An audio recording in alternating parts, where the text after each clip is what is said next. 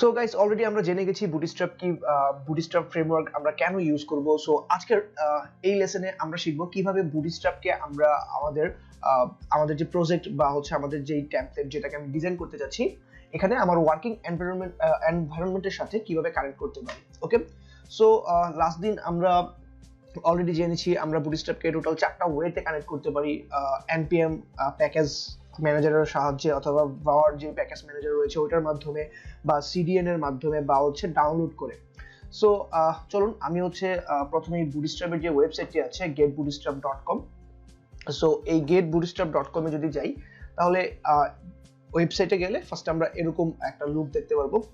এখানে ভার্সনটি দেওয়া আছে, বর্তমানে বুটস্ট্র্যাপের যে ভার্সনটি রয়েছে এটা হচ্ছে 4.4 এন্ড এখান থেকে চাইলে আমরা বুটস্ট্র্যাপ ডাউনলোড করে নিতে পারবো।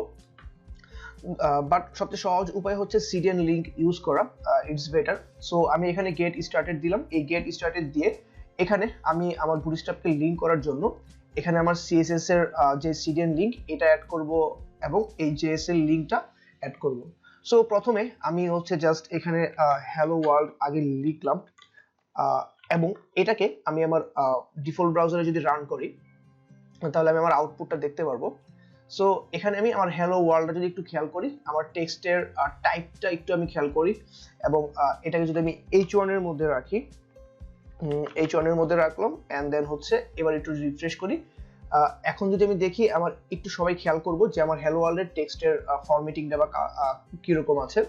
এন্ড দেন আমি হচ্ছে আমার বুটস্ট্র্যাপ সিডিএন কিভাবে লিংক করব, এখান থেকে জাস্ট আমি কপি দিব, কপি দিয়ে হচ্ছে এটাকে এখানে আমি ফার্স্টে কমেন্ট করে রাখি যে বুটস্ট্র্যাপ লিংক, বুটস্ট্র্যাপ আমার এটা হচ্ছে কি সিডিএন লিংক, এই সিডিএন লিংক এখানে আমি হচ্ছে এটা লিখলাম এন্ড দেন এখানে আমি জাস্ট পেস্ট করে দিব।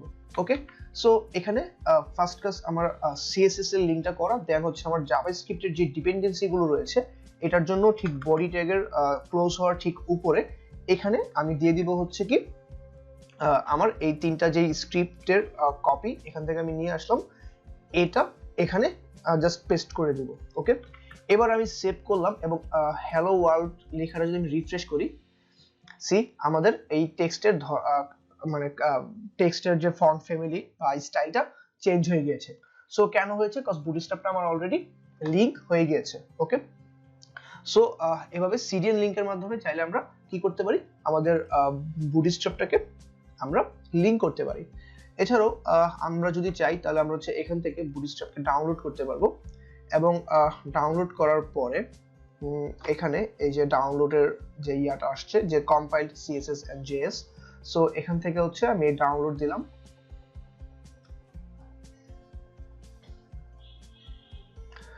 সো এখানে এই ডাউনলোড করলাম, তারপর হচ্ছে আমি ওপেন ফোল্ডার গেলাম এবং ওপেন ফোল্ডারে গিয়ে এখান থেকে আমি এটাকে কাট করে আমি আমার যেই ফোল্ডারে আমার এই জিনিসগুলো রয়েছে আমি এখানে নিয়ে আসলাম এবং এটার বাইরে আমি হচ্ছে সেভ করি। সেভ করে এখানে আমি এটাকে এক্সট্রাক্ট করলাম করে এই বুটস্ট্র্যাপের মধ্যে আমার লাগবে হচ্ছে এই সিএসএস ফাইল, এই bootstrap.css অথবা bootstrap min.css। min.css আর css এর মধ্যে ডিফারেন্স হচ্ছে এই সিএসএস ফাইলটাকে মিনিফাই করে অ্যাকচুয়ালি এই min.css টা করা হয়। ওকে, অর্থাৎ আমার কম্প্রেশন আর কি, কম্প্রেসড ফাইল। সো এই min.css টাকে আমি জাস্ট এখান থেকে হচ্ছে কপি করে এটাকে আমি হচ্ছে আমার যে ফোল্ডারটি রয়েছে এই ফোল্ডারে নিয়ে আমি জাস্ট আমার সিএসএস ফোল্ডারে এটাকে পেস্ট করব এন্ড ঠিক অনুরূপভাবে এটার একটা জেএস ফাইলের ডিপেন্ডেন্সি রয়েছে যেটা হচ্ছে আমার বুটস্ট্র্যাপ min.js, এই ফাইলটাও আমি হচ্ছে কপি করে আমার যেই ফোল্ডারে আমি রাখতে চাচ্ছি এই যে জেএস ফোল্ডারে এখানে আমি নিয়ে আসবো। ওকে, সো আমার CSS bootstrap min.css and bootstrap min.js এই দুটো ফাইলকে আমি কপি করে কি করলাম আমার ওই প্রজেক্টের ফোল্ডারে নিয়ে আসলাম এন্ড দেন আমি হচ্ছে আমার আগের যে সিডিএন লিঙ্কগুলো ছিল এগুলোকে যদি একটু রিমুভ করে দিই বা হচ্ছে একটু কমেন্টিং করে রাখি এবং আউটপুটটা যদি আমি একটু দেখি তাহলে আমি দেখতে পারবো যে এখন আমার আগের মতো অবস্থায় চলে আসছে। এখন আমি হচ্ছে এই লিঙ্কগুলো করব। ওকে, সো লিংক css / আমার bootstrap.min.css css ফোল্ডার থেকে আমি css টাকে লিংক করলাম এবং js যে ফোল্ডারে আছে js থেকে আমি bootstrap min.js এটাকে এখানে লিংক করলাম এন্ড দেন আমি এটাকে সেভ করলাম। এখন যদি আমি আবার রিফ্রেশ করি সি আমার আগের মতো অবস্থায় চলে আসছে। সো এইভাবে চাইলে আমরা কি করতে পারি, বুটস্ট্র্যাপকে ডাউনলোড করেও হচ্ছে ফোল্ডারে রেখে আমরা লিংক করতে পারি। ওকে, সো এছাড়াও আমাদের আরো দুইটা যেটা ছিল, এটা হচ্ছে npm প্যাকেজ আর হচ্ছে var যেই প্যাকেজ ম্যানেজার সিস্টেম, চাইলে আমরা ওইভাবেও করতে পারি।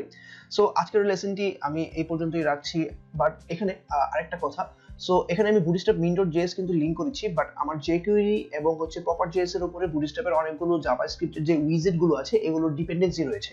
সো এই দুইটাকে হচ্ছে আমার ডাউনলোড করে তারপরে লিংক করতে হবে। সো এটার জন্য আমি কি করতে পারি, এটার জন্য আমি jQuery আমি ডাউনলোড যদি লিখি jQuery download, so jQuery download লিখে এই যে ডাউনলোড jQuery এখানে যাব আমরা, আমাদের jQuery যে অফিশিয়াল যে ওয়েবসাইটটি রয়েছে এখানে গিয়ে এখান থেকে আমরা jQuery ডাউনলোড করে ঠিক ওই JS ফোল্ডারে আমার jQueryটাকে রেখে আমরা আবার লিংক করতে পারি। সো ইটস বেটার যে আমরা সিডিএন লিংকটা ইউজ করি, আমি পার্সোনালি প্রিফার করি হচ্ছে সিডিএন লিংকটা ইউজ করা, এই ডাউনলোড করার ঝামেলা এটা থাকে না।